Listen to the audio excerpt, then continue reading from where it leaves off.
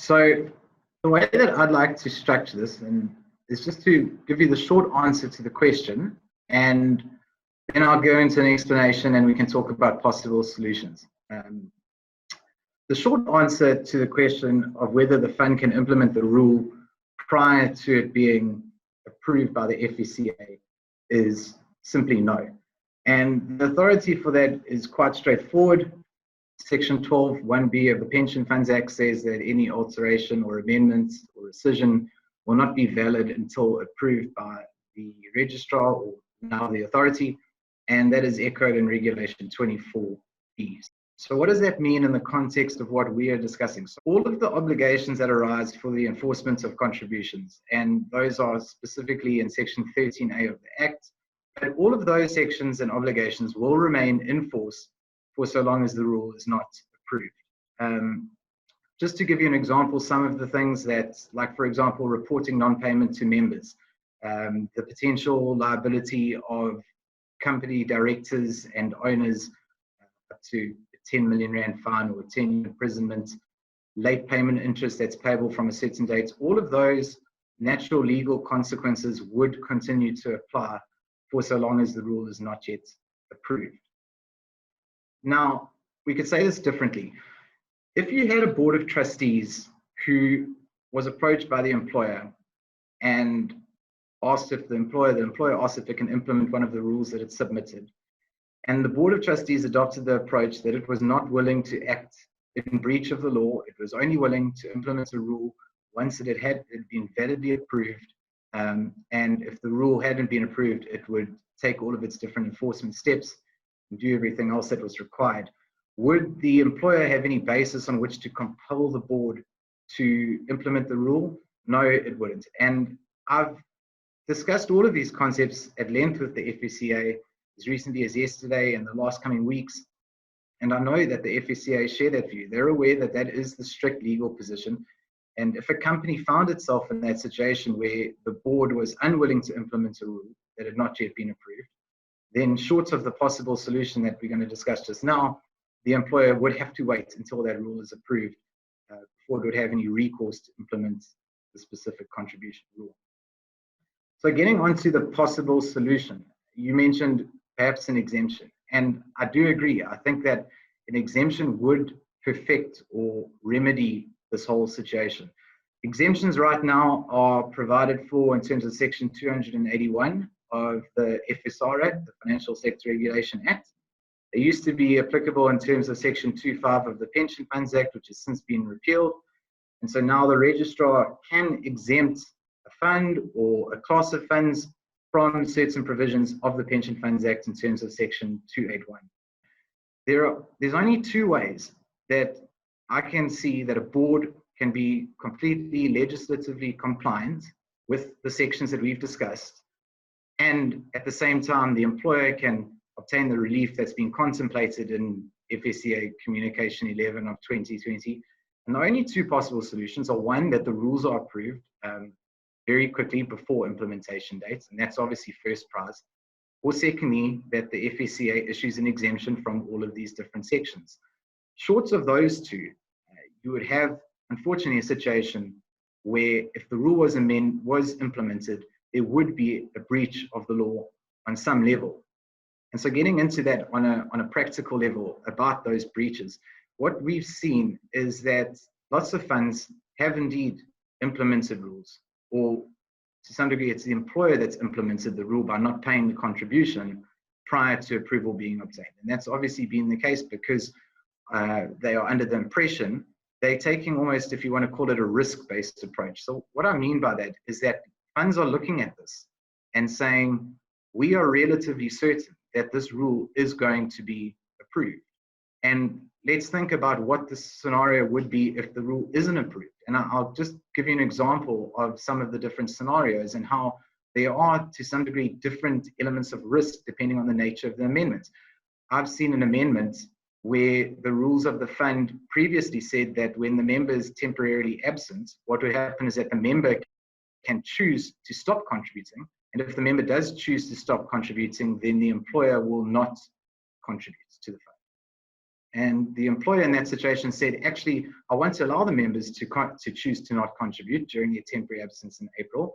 But in fact, I do want to contribute also towards risk and admin, but in fact, also even to retirement savings. So I want to amend the rules to actually compel myself as the employer to continue contributing. Those contributions are actually more than the previous rules provided for. So if those rules were implemented by that fund and employer, what would your downside risk be?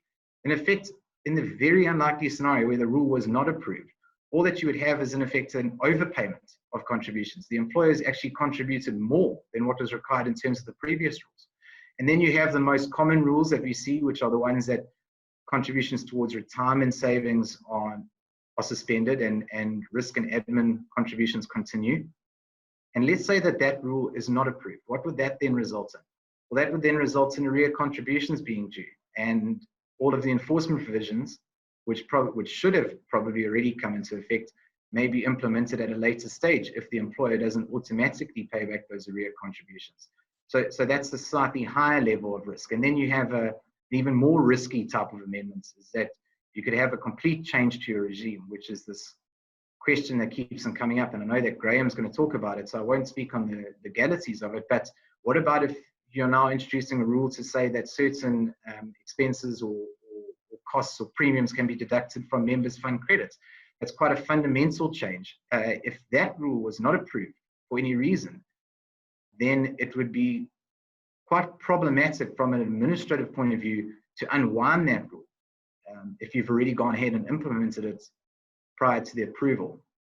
So regardless of the risk, it doesn't, I keep on coming back to this point, it doesn't change the legal fact that the rule cannot be implemented by law until it is approved.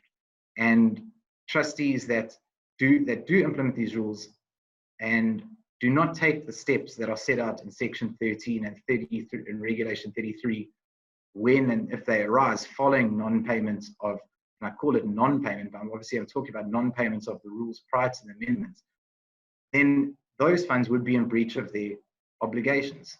And I also want to make the point that this is not, I know that the question was focused around April contributions and the date of 7 May, but the same principles apply going forward. What I've seen personally in practice is that, in fact, for April, the majority of funds, not the majority, but more funds have actually started implementing these rules with effect from May and going forward. Perhaps it was thought in April that the effects of this pandemic would not be as long lasting. Employers paid salaries, they paid contributions where possible, and now they're coming to grips with the financial impact, and they're saying, actually, now I need to implement these changes. Now I need to implement this at least from May. And we might see these amendments going forward into June and beyond, depending on how long we are stuck in these situations and we're still dealing with the financial implications of COVID. So the same principle will apply for future months, and the same questions will apply, but what does the board do when it's faced with this situation? I just want to touch very briefly before I close off on another interesting issue, legal issue that arises, and it arises from a PFA case, the Pension Fund Adjudicator, and it's interesting to consider what their view would be in the situation, because there was a case that involved John Masangu, and it was against the Carney Retirement Fund Administrators and the MEPF, and I'm not going to go into any detail about the case, but the principle that came out of that case at a PFA level, at the adjudicator level, was that the rule amendment cannot be applied to vested rights that accrued before the registration of that retrospective rule amendment. So where that could result in a practical problem in this instance is that, say for example, a member complained to the adjudicator regarding their withdrawal benefit. And at the time that they complained regarding their withdrawal benefit, the rule had been approved and submitted, but it hadn't been approved by the FSCA. On the PFA's line of reasoning, that contribution was still due to the member when they lodged that complaint, even if the rule is subsequently approved and then remedies the position retrospectively. At the time of that complaint, the member had a right to those outstanding contributions. Now, I know that that case was taken on appeal in an unreported High Court judgment, and that being said, I do know that the adjudicator's view that was expressed in the media even following the High Court judgment was that she still felt that the High Court had answered a different question, and her view remained regarding rule amendments that are approved and how they relate to vested rights that have already accrued. So that can also present an interesting dynamic for funds that have adopted the approach of implementing the rule prior to approval. So the last thing in closing is that, as I said, I have had contact with the FSCA and we have been dealing with them.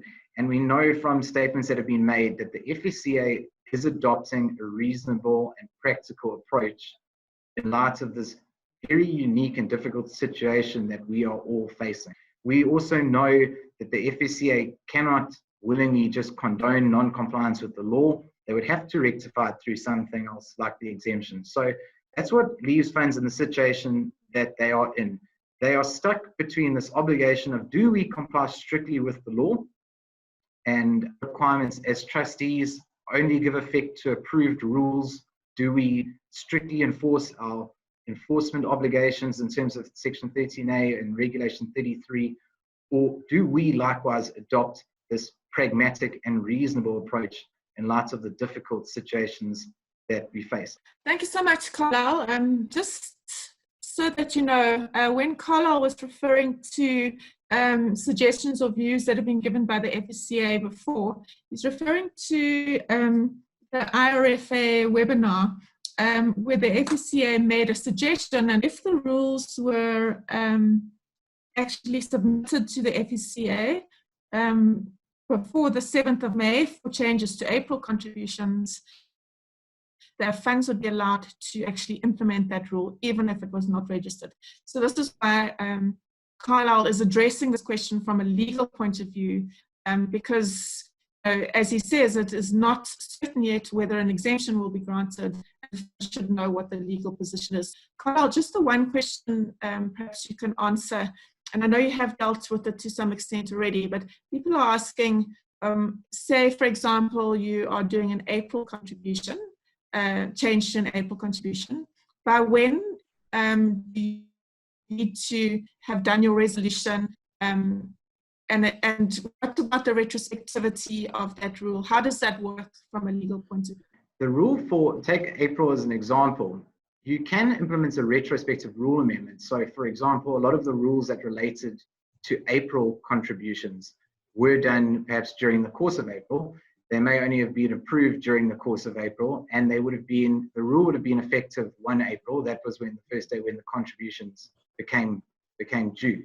But where there does seem to be a time period on how far back you can go, that, as you and I were discussing the other day, is that you do have an issue with regards to 13A and the day by which contributions are due, and that being the 7th day of the following month, and not being able to retrospectively amend that legal obligation that arises on the 7th.